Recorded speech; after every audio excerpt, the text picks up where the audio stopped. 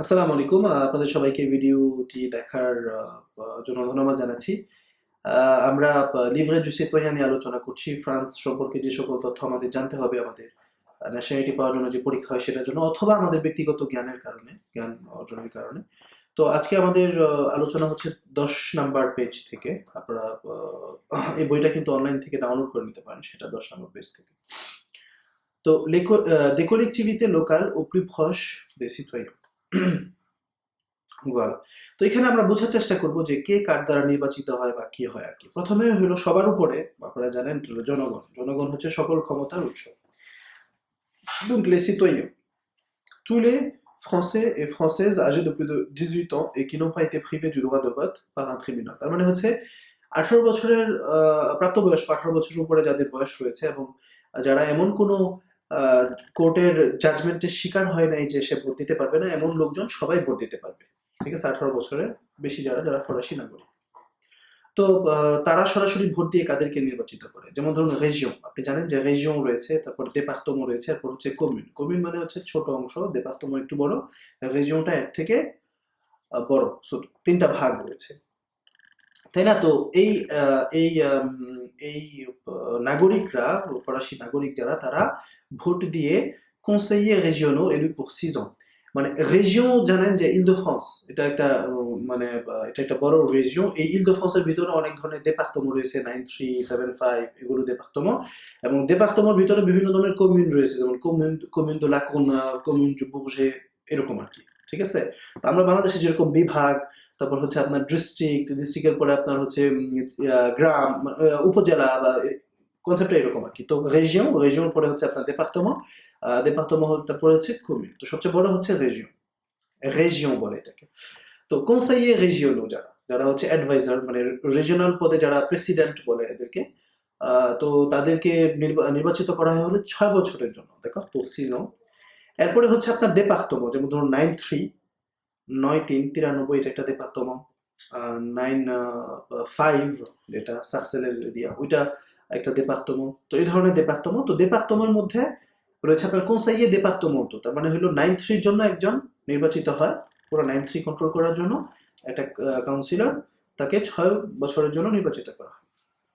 এরপর হচ্ছে কমিউন মানে হচ্ছে যে শহরগুলো আর কি, ছোট ছোট শহর, যেমন লোবুজে একটা কমিউন, আপনি লাকুনার একটা কমিউন, স্তা একটা কমিউন, হ্যাঁ, লোহান্সি একটা কমিউন, এই ধরনের বিষয়গুলা।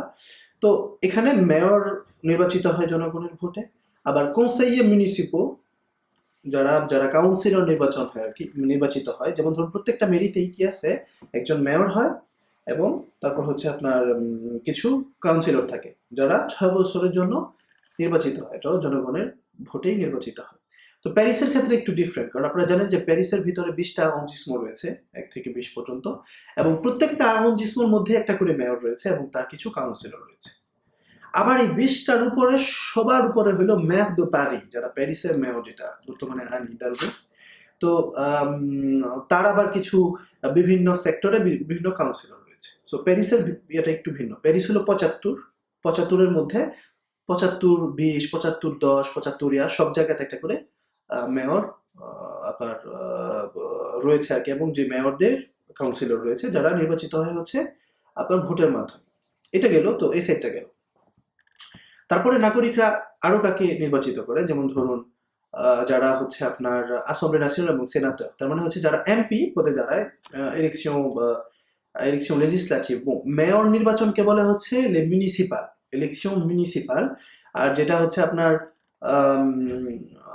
এমপি নির্বাচন, সেটাকে বলা হচ্ছে ইলেকশন লেজিসলেটিভ। আর সেনাটর নির্বাচন সেনাটোরিয়াল, যেটাকে বলে ইলেকশন সেনাটোরিয়াল। d'accord, voilà.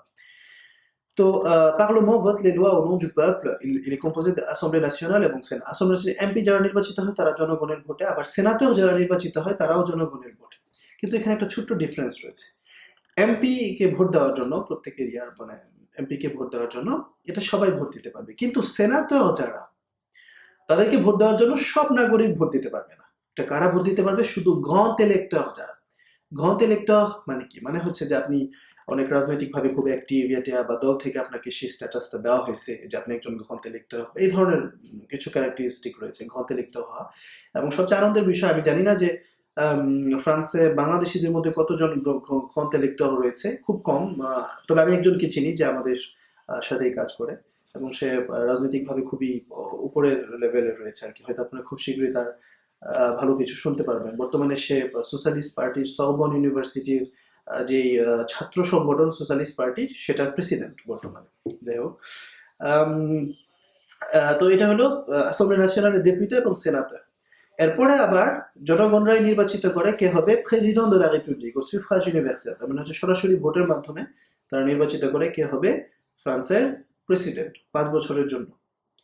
তারপরে হচ্ছে আপনার নোম, এই প্রেসিডেন্ট নির্ধারণ করবে কে হবে প্রিমিয়ার মিনিস্টার। এটা কিন্তু আপনি সরাসরি বা আমি সরাসরি ভোট দিয়ে কে প্রাইম মিনিস্টার হবে সেটা করবো না।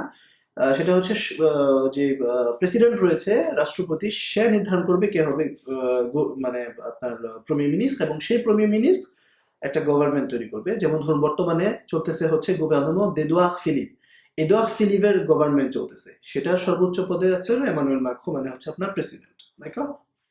তো এটা হচ্ছে যে কিভাবে কে কাকে নির্বাচিত করে, এবং আপনি এই এই এই যে সেমাটা রয়েছে আপনি যদি দেখেন 10 নম্বর পেজে, তাহলে বুঝতে পারবেন যে সকল ক্ষমতার উৎস কিন্তু দেওয়া হয়েছে আপনার যে জনগণ, সেই জনগণকে।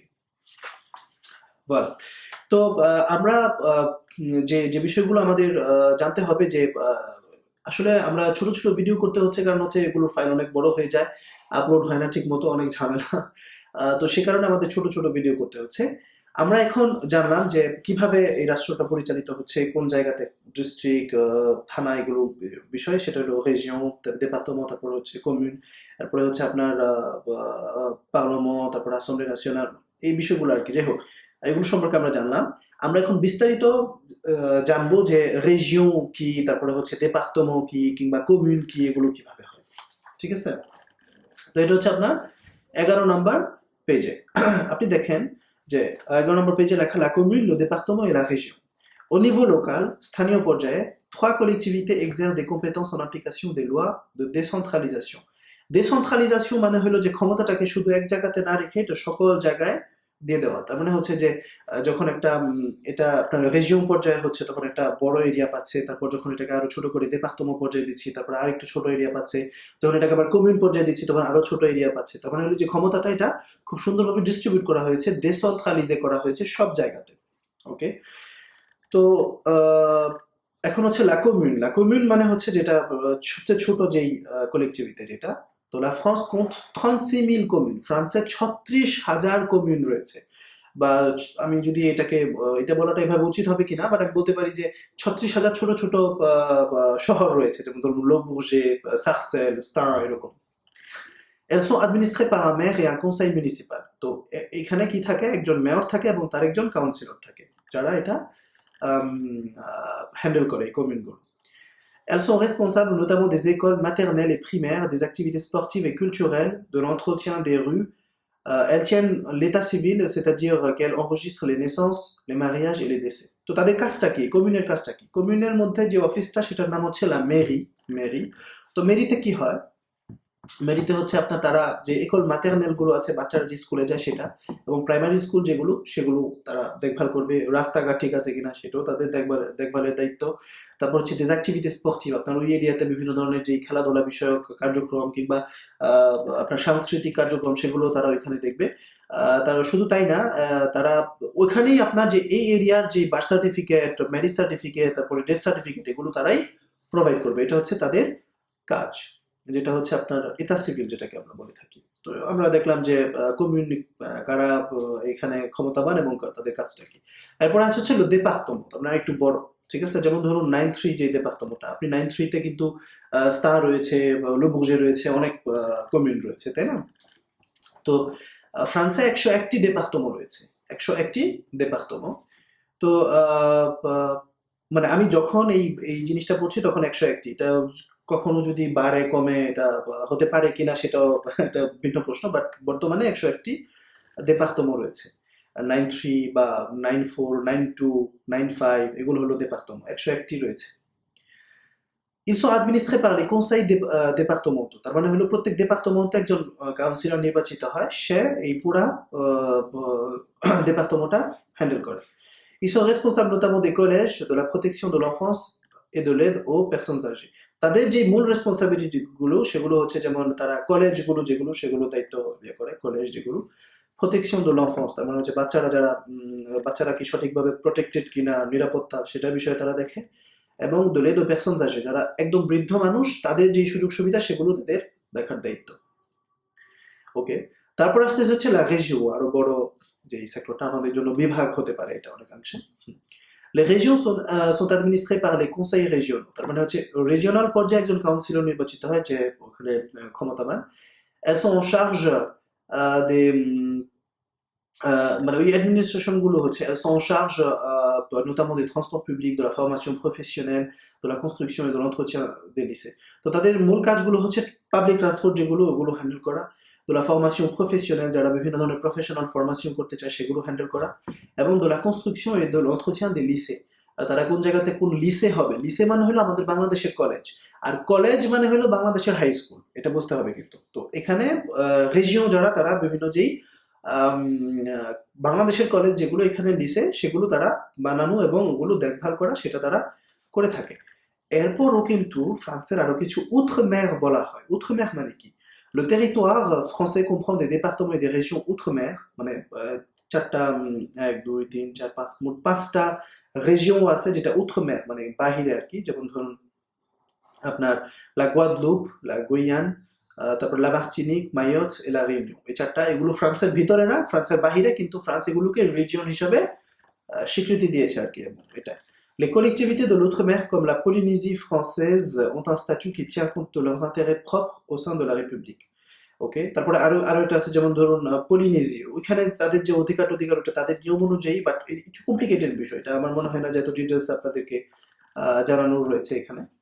তারপর হচ্ছে আপনার dans les départements et les régions de métropole et d'outre-mer, l'État est représenté par les préfets। তার মানে হলো ওই এরিয়াগুলোতে যে মানে যেগুলো ফ্রান্সের ভিতরে না বাহিরে কিন্তু ফ্রান্সের দেশেরই অংশ, সেটা হচ্ছে সেখানে যে সর্বোচ্চ ক্ষমতাবান তারা হচ্ছে, তাদেরকে বলা হয় হচ্ছে লে প্রেফে, দেখো মানে প্রেফে। তো এইভাবে আমাদের 11 নম্বর পেজ শেষ হয়ে গেল। আমরা পরবর্তী ভিডিওতে বিভিন্ন ধরনের যে ঐতিহাসিক বিষয় রয়েছে ফ্রান্স সম্পর্কে সেগুলো নিয়ে আলোচনা শুরু করব। আশা করি এই ভিডিওটি আপনাদের ভালো লেগেছে। যদি আপনি মনে করেন যে এই ভিডিওটি উপকারী, তাহলে অন্যকে দেখার সুযোগ করে দিতে পারেন, উৎসাহিত করতে পারেন আপনার জাতীয়তার আবেদনের জন্য। শুধু তাই না, ফ্রান্স সম্পর্কে আরেকটু ভালো করে জানার জন্য। অনেক অনেক ধন্যবাদ, ভালো থাকুন, এবং আপনার যে ন্যাশনালিটি প্রসেস সেটা আপনি সাকসেসফুল হন।